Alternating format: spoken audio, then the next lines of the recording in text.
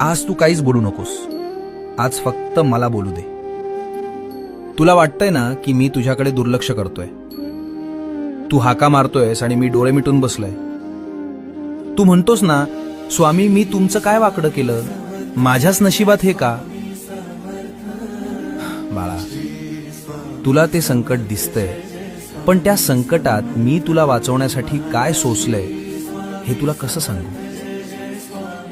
तुझ्यावर येणारा तो घाव मी माझ्या हातावर झेललाय. तुझा माझ्यावरचा राग सुद्धा मला गोड वाटतो रे, कारण त्या रागाच्या मागे तुझं माझ्यावरचं प्रेम दडलंय.